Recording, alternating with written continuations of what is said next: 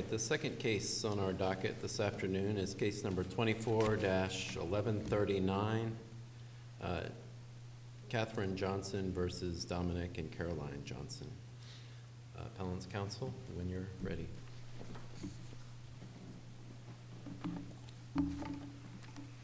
Thank you, Your Honor. May it please the court, Jessica Scholl on behalf of the appellant, Catherine Johnson, successor trustee of the Crepes Living Trust dated June 1, 2006. I would like to reserve 3 minutes for rebuttal. This appeal presents a pure question of law, whether the trial court committed error by reforming 2 quitclaim deeds to add another party as grantor, the trust. There's no question that the 2 properties at issue were validly transferred and held in a trust since the trust's formation in 2006. The quitclaim deeds, executed in 2018 by Mr. Crepes in his individual capacity only and not as trustee, did not transfer the properties away from the trust. And so all parties agree that absent reformation, the trust enjoys superior title to both properties. To reform a deed, Florida courts must find clear and convincing proof of a mutual mistake. Here, that very high standard of proof is not met, and the final judgment should be reversed. Can I ask you about that? Given that this is summary judgment and both sides have said there's not facts in dispute, how does that clear and convincing evidence standard fit into play here? If there's not facts in dispute, how do we even get to evidentiary standards? Basically, it's 100%, right? That these are what the facts are, so we're beyond a reasonable doubt even, because the facts have been firmly established to be what both sides say they are in the motion for summary judgment. Yes, Your Honor. I think that as a matter of law here, there's not sufficient evidence to find that there was a mistake. And the cases discuss that this type of intent cannot be a mistake. And there's no basis in the record to find a mutual mistake, I would say, on either of the parties to the quitclaim deed. And so, wasn't it undisputed that James, I was thinking Cripps, but you said it differently. How did you say his name? Crepes. Crepes. That Mr. Crepes, before he passed, tried to convey the properties, 2 properties to his grandkids, right?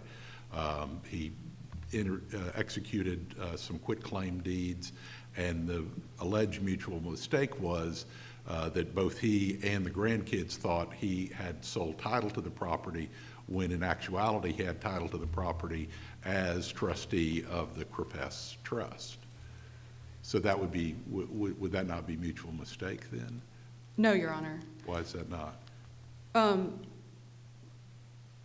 So I agree that the trial court found, and the grandchildren, Dominic and Caroline, argued that the mutual mistake was as to the form in which he owned the properties, and as to the grandchildren, whether there was even a trust even existed. But neither of those can serve as a mistake for purposes of reformation. And the record is completely devoid of evidence that Mr. Crepes intended to execute the quitclaim deeds as trustee. There's no evidence that the trust was a party to the quitclaim deeds, or that... No, but there was evidence he intended to convey the property, and he thought that the deeds did that. There was some evidence of that, and there was contradictory evidence in the affidavit of Caroline Johnson, the trustee. But so, was there any evidence that he was playing some absurd joke on his grandchildren? I'm gonna give you these deeds. I know they're worthless, but here are the deeds. Well, Your Honor, no. So, of course, it could be mutual mistake, or it could be unilateral plus fraud, and that was not alleged below. So the appellees alleged that it was a mutual mistake, but in Dominic's affidavit, and that's at record page 224, Dominic states that he did not believe that his grandfather even understood that the properties were owned in the trust. And it is clear from his affidavit and Caroline's affidavit that Dominic and Caroline never spoke with their grandfather at all about the trust. So if their position is that their grandfather was not even aware that the trust owned the properties, there can be no clear and convincing evidence that he negotiated as trustee. Well, if he was aware, he would have instructed the lawyer to have the deeds say that they were trustee deeds coming out of the trust. Correct. So it's clear that he did not do that. The drafter was not aware there was a trust. there Well, was he no wa- He was discussion. confused, Dominic was confused, but it seems to me that the trial court found that Mr. Krepis intended to transfer these two lots to the grandchildren. The trial court did find that, but that's not the standard.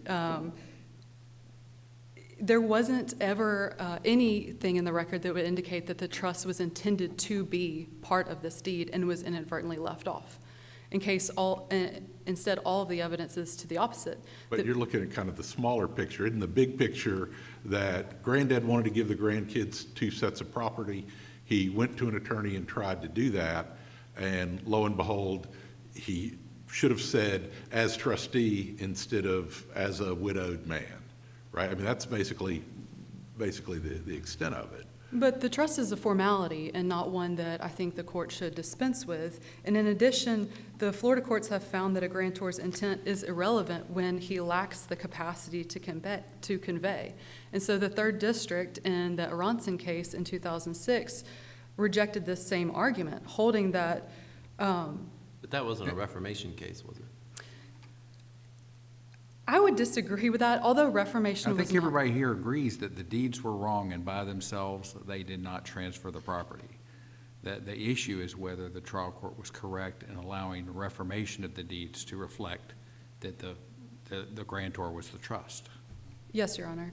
And although reformation wasn't expressly pled in the Aronson case, it's an inherent power of a court of equity, and the Aronson case did discuss the trial court, in fact, essentially granted a reformation because the trial court in Aronson held that, okay, well, his intent was that he convey what he had to Miss Aronson and that was sufficiently Yeah, well, the trial court held that the deeds were good enough. It was close enough for government work, but that's not what we have here. We have a real reformation, and I can't imagine any court going down the reformation pathway unless someone pleads reformation.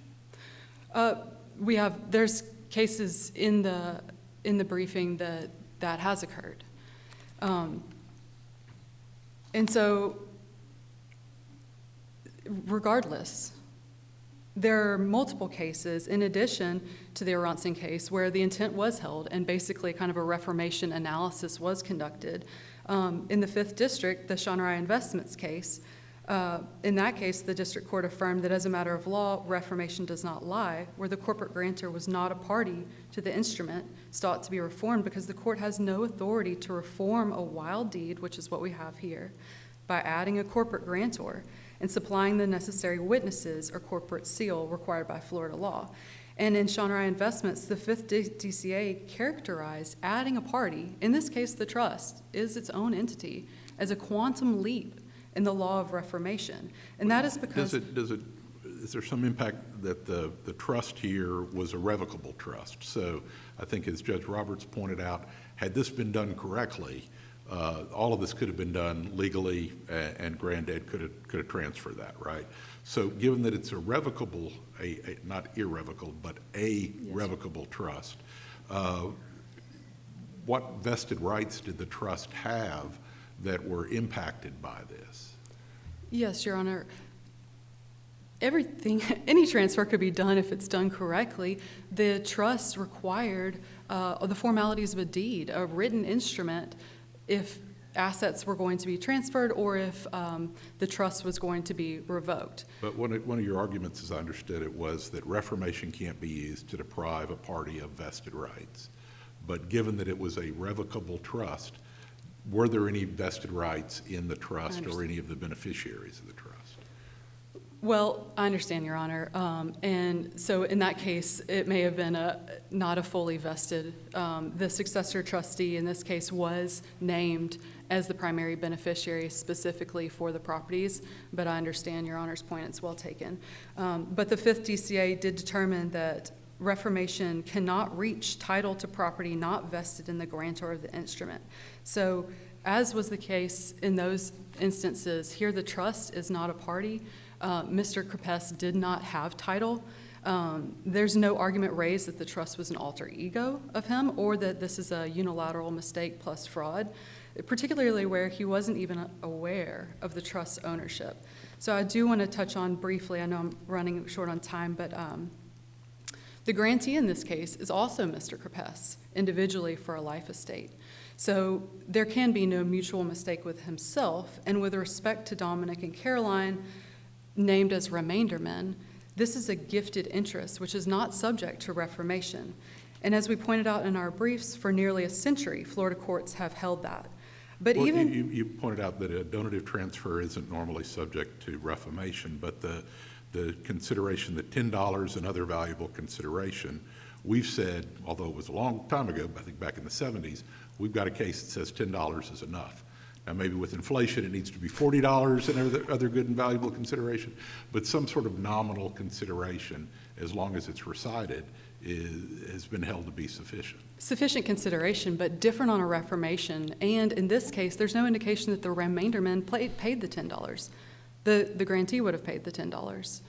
So I don't think that consideration was here, and it is a different standard for reformation than if it's just full and fair consideration. But even if you put that aside and the court finds that it was not a gift, which it was, and that the remaindermen were parties, it's, in this case, equity doesn't provide for a failure to check the public records to be a mistake subject to reformation. That's an interesting argument, too. Whether there can be negligence or gross negligence of the parties, whether that's present, because obviously there's got to be some sort of mistake. The inadvertence allows you to do reformation, right? So inadvertence kind of seems to equate with negligence. How do you address that? Not this degree of negligence. The Florida Supreme Court has held that in Graham in 1952 that parties who request deed reformation must have exercised reasonable due diligence, and equity will not relieve against a mistake which could have been avoided through caution. And this court has also held that notice arises when a party has the means to obtain knowledge and does not do so. You held that in Gordon in 1998. So in this case, when the quitclaim deeds were executed in 2018, the public records were clear. The 2006 warranty deeds were recorded, the property appraiser's website. It all reflected undisputedly that the properties were owned in the trust, and Dominic and Caroline had the means to obtain this knowledge as to the true owner, but they dealt with their grandfather only as an individual. And so reformation cannot be applied to offset their failure to search the public records, and they are not. They worked with a lawyer to do this, so how can the negligence be attributed to them? Parties, they had the means, a layman is still able to search the public records, and that was available to them. And so they seek not reformation to rectify a mistake, but rather to backdate a conveyance from a third party, the trust, that in hindsight they wish they had obtained earlier. And I will reserve the rest of my time. Thank you. May it please the court, Terry Didier for Dominic and Caroline Johnson. I think Ms. Didier, would you grab that mic and pull it down towards you a little bit? Thank you. I think from the court's questions, they clearly understand what the issues are in this case. And as the court has indicated, case law is clear. Reformation is an equitable remedy, and it's available to correct a deed that does not express the intent of the parties to the deed. And reformation does not rewrite the deed, it merely conforms the deed to the party's intent. And in this case, that would have been Mr. Krepes and Caroline and Dominic Johnson. In this case, both the plain language of the deeds and the uncontroverted testimony of Dominic, Caroline, and Attorney Quinnell established that Mr. Krepes indeed intended to transfer the property to his two grandchildren. The sole mistake in Well, this... we have the beneficiaries testifying that they meant something. Mr. Krepes is not here. Correct. And then we have a lawyer who seems, she's made a bad mistake here, and she's trying to put the best gloss on it seems like to me. That's correct, but there is a Fifth DCA case from 2002, 825 Southern 2nd 442, Schroeder versus Gebhard. And in that case, the court addressed a trust with testimony, addressed the issue. Well, the Schroeder court says This issue was already addressed in Ray the Estate of Robinson, 720 Southern 2nd 540, when it held that, and I quote, "A trust with testamentary aspects may be reformed after the death of the settlor for a drafting mistake, so long as the reformation is not contrary to the interest of the settlor." That was reforming a trust. In this case, we're reforming deeds, but the same thing applies.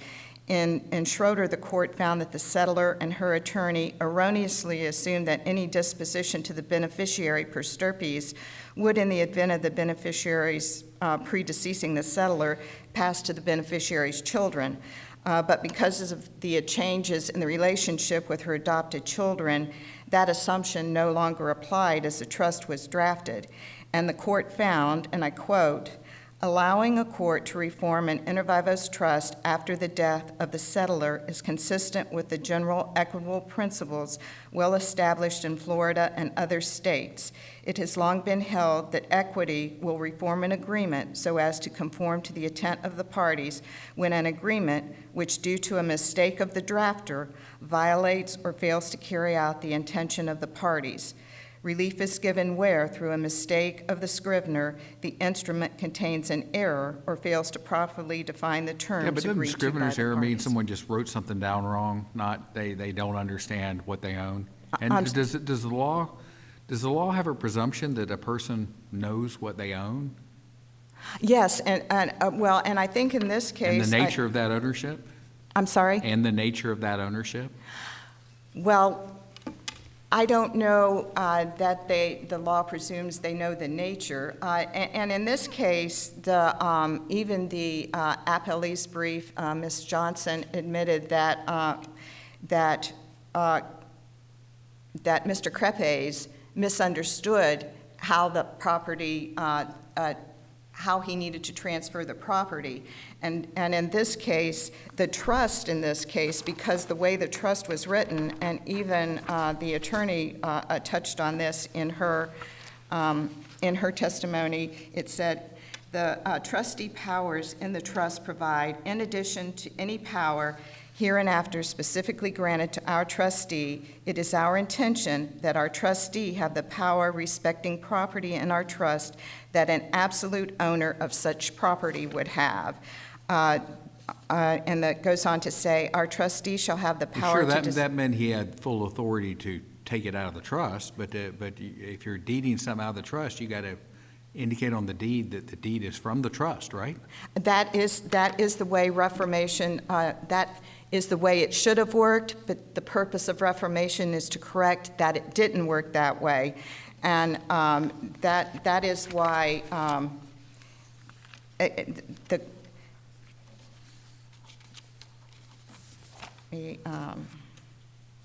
and Attorney Quinnell testified that that in her experience, a lot of owners of a trust who have a revocable trust assume they can do what they want with the property, which they can, and which is what happened here. Merely the phrase "as trustee" was left off of the deeds, and that is the purpose for Mr.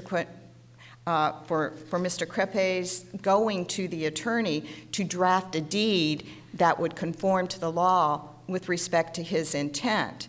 And it would be manifestly... He didn't get what he was looking for. He didn't, no, Your Honor, he didn't, because But his along- intent was to transfer the property to his grandchildren, and as the deed was drafted, it failed to include "as trustee." And in Ms. Quinnell's testimony, she talks about her normal practice is to look at the property appraiser's website to make sure how the deed is owned, and she could not recall whether she did that in this case.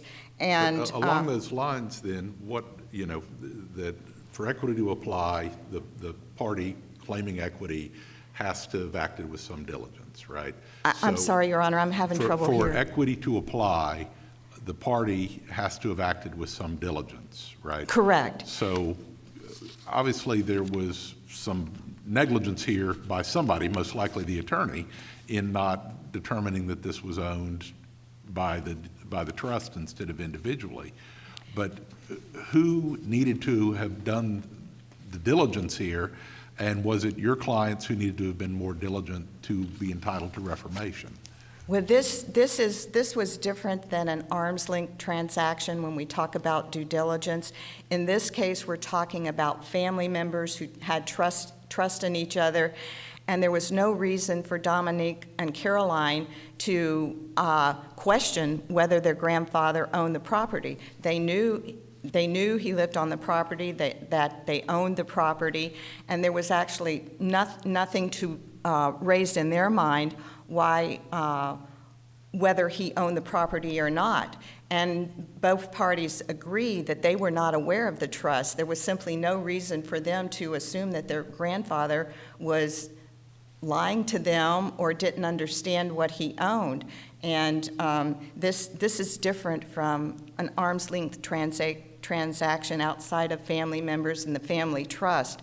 So it is just a different situation. And their due diligence was to go to the attorney and have the attorney draft the appropriate document to carry out Mr. Creppe's intent. And it's just two different situations here. I think the two cases that support the transfer are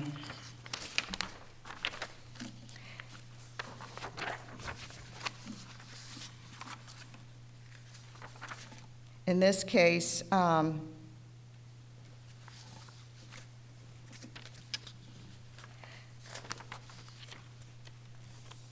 Jacobs versus Parati and Smith versus Royal Auto Group, both which are discussed in our answer brief. And the information sought to be reformed in Jacobs was a deed, as in this case, and the court explained that, and this is the Supreme Court, where an agreement has been actually entered into, but the deed in its written form does not express what was really intended by the parties thereto, equity has jurisdiction to reform the written instrument so as to conform to the intention, agreement, and understanding of all parties. The court further explained where parties have made an agreement and the scrivener, by mistake, failed to express it in apt words and terms, equity will reform the writing to make it conform to the agreement previously entered into by the parties.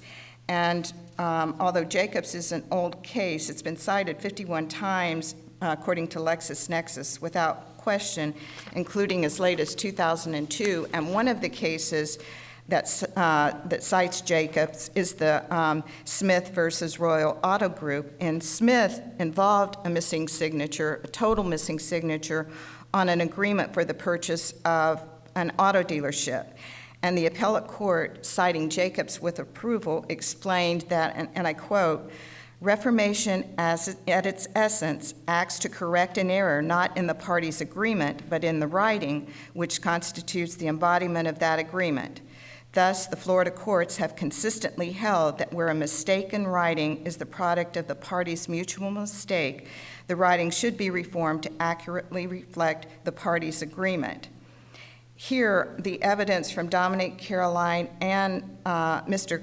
Creppe's attorney is undisputed on what Mr. Creppe's intent was, and that was to transfer the disputed property to his grandchildren.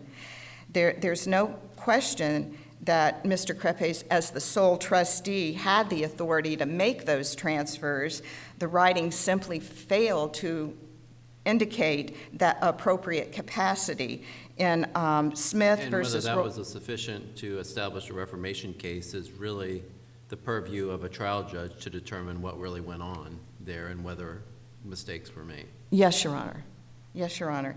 And in the Smith versus Royal Auto Group case, it was involved an entirely missing signature. Here, we have the grantor's signature. It's just, as trustee, is omitted behind his name. And Ms. Johnson cites as her best alleged authority the Aronson case, and as has been discussed, that case has no application here because it simply didn't involve reformation, and if reformation wasn't argued to the trial court, there was nothing for the trial court to consider. It wasn't up to the trial court to raise that issue. So that case has nothing to do with the issues here. How do you respond to appellant's contention that this is, I'm sorry, how do you respond to appellant's contention that this is a gratuitous transfer and therefore not subject to reformation? Well, as this court already recognized, it has addressed the issue of gratuitous transfers in an earlier case, and this court has found that, well, and I believe it was the Burleson versus Brogdon case, this court said, the rule is that any consideration which will support a deed is sufficient for the purpose of reformation. For example, it has been held that a deed stating a consideration of $1 and other valuable consideration is sufficient as a recital of valuable consideration. In this case, well, in the Burleson case, it too involved two quitclaim deeds where the consideration was $10, as in this case. In this case, both deeds state $10 consideration and other good and valuable consideration. With respect to Dominique, there's more than just the $10 because the testimony is unrefuted that he agreed to continue living with his grandparents and help with their day-to-day needs in order, and Mr. Crepes said that he would transfer the two properties to him as consideration for that. So looking at Dominique, it was not just the $10, it was the additional consideration of the services that he provided to his grandparents when they needed it. And according to the Supreme Court case in Providence Square versus Biancardi, 507 Southern 2nd, 1366, this reformation of the deed relates back to the date that the deeds were signed, and there is, unlike situations where you have a bona fide purchaser for value or a judgment creditor that might be harmed by the reformation here, Ms. Johnson had no vested interest in the property. It would have been gifted to her had it not been that Mr. Crepes had decided he wanted to leave this property to his grandchildren in exchange for the $10 consideration, and also, but mainly for Dominique agreeing to stay and live with his grandparents and help them with their day-to-day needs.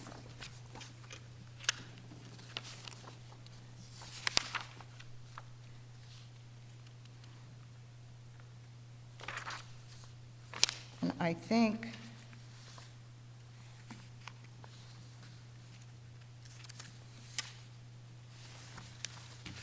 just look, and I might with respect to, like again, with respect to the public records, it suggests that, was raised by this court, that because they didn't inspect the public records, they may have not satisfied their obligation. But even in the case cited by Ms. Johnson, the court says that the duty to investigate is to obtain knowledge under circumstances reasonably suggesting the need for an inquiry. And as I mentioned here, this was a family situation where there was trust, and there was no reason for the grandchildren to think they needed to go any further with what Mr. Crepes had to say. Thank you, Your Honor. Thank you, Ms. Davis. Thank you. There was reason. This was a quitclaim deed, and so in Florida, if you accept pursuant to a quitclaim deed, you are conclusively presumed to have taken title subject to all risks and defects.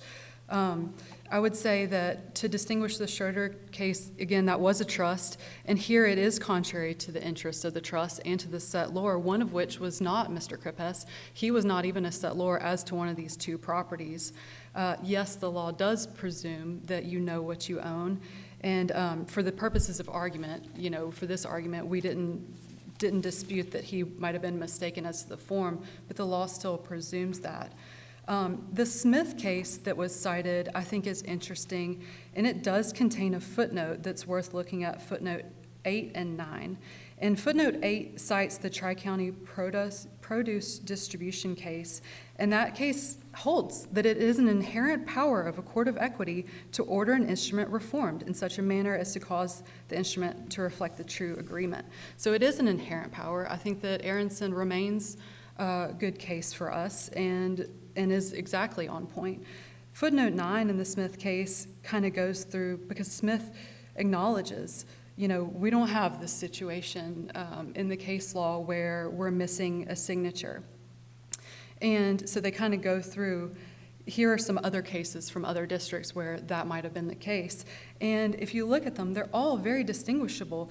There's no case that's been presented that you're missing a party, and Reformation was able to add a part. The trust is its own entity. I mean, that we take these legal constructs seriously. It's its own entity, and there's the case law is devoid of a case where you would find that there was just a party added.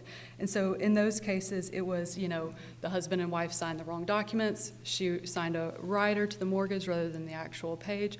All very distinguishable from taking a party that was not in the negotiations, that has its own formalities, and adding it here. So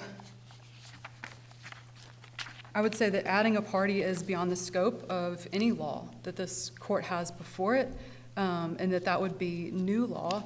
And the public is entitled to a right to rely on the public records, and that should be done in this case. And so for those reasons, we would request that the court reverse and remand back to the trial court to determine damages, and with instructions to enter judgment in the trustee's favor on all counts. Thank you. Thank you, Ms. Scholl. As that is our final argument for today, we are adjourned.